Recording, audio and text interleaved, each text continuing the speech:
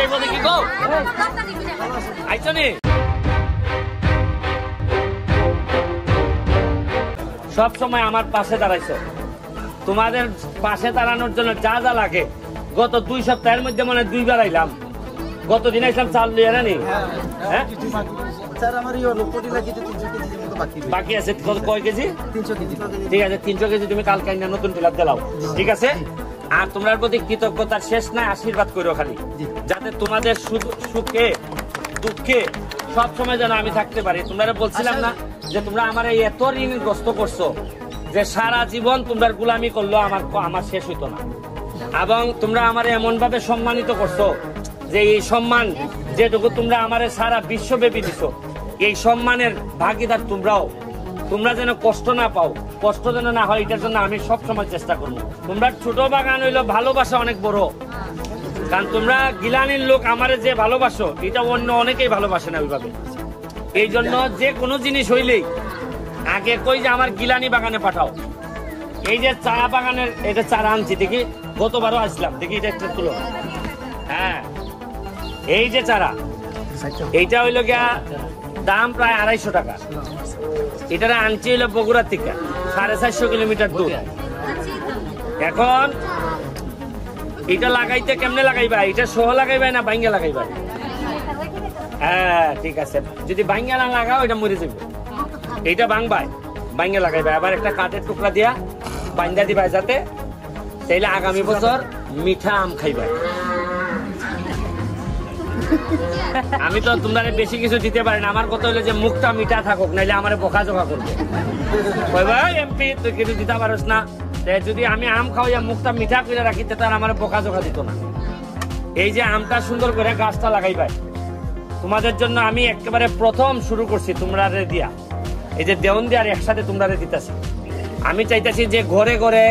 3টা 4টা করে এরকম 10টা 15টা করে আম গাছ আম থাকতো আর তোমরা আম ধরতে আম খাইতে আর বাইরের যে বাগান আছে না ওই যে মৌলভীবাজার সিলেট এরার শ্রমিকরা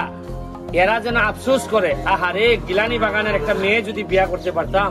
তাহলে আম খাইতে পারলাম না বুঝছো নি হ্যাঁ তাইলে আর আরেকটা জিনিস হইলো গিয়া বড় বড় নেতারা বড় বড় কথা কইব ভয় দেখাইব কইবা যে ওই দিন শেষ ব্যারিস্টার সুমনের বঙ্গবন্ধুর বাংলাদেশ এটা কইবা ওই দিন একটা বাগানের শ্রমিকের শরীরে যদি হাত পড়ে তে আমি কি ধরনের আগুন হইতে পারি তোমরা খালি আমার চেক করে দিচ্ছ চা বাগানের শ্রমিকের রেট অন্যায় ভাবে কেউ কিছু করে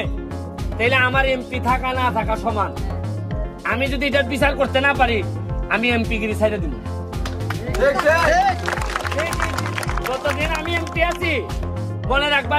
মুরগে যেভাবে মুরগের বাচ্চারে পাকনার তলে রাখে তোমরা এইভাবে পাকনার তলে থাকবা আর আমার শক্তিটা কোথায় জানো আমার শক্তি হলো যে আমি ঘুষ খাই না আমি হারাম খাই না আমি কারোর টাকা মারি না এই জন্য আমার গলার শক্তি এত বেশি আমি মেয়ে মেয়ে করে কথা কই না আর যারা 2 নম্বরে খায় এরা কথা কয় কেমনে আমি তোমারে কোন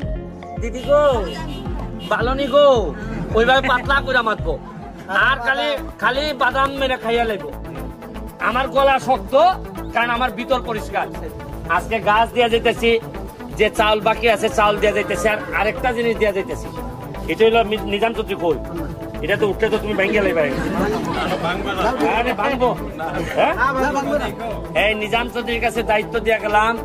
মহিলা যারা আছে এরা সবাই একটা করে রেইনকোট দিবা এরা যেন অত কষ্ট না হয় আর তোমারে উপরে ভগবান আর নিচে রেখে গেলাম এরা যেন কোনো কষ্ট না হয় আর মেম্বার স্বরূপ মেম্বার তুমি তো লোক ভালো হ্যাঁ না ওরা বলে হ্যাঁ এরা ভালো নি লোক ভালো মাইরা দিবনি খাইয়া লাইবনি হ্যাঁ যদি না খায় তাহলে অনেক দিন বরাদ্দ আর যদি খালি পাতলা মারে টাকা আমিও খাইতাম না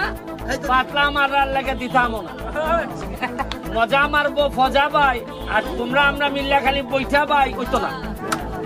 বুঝছো নি হ্যাঁ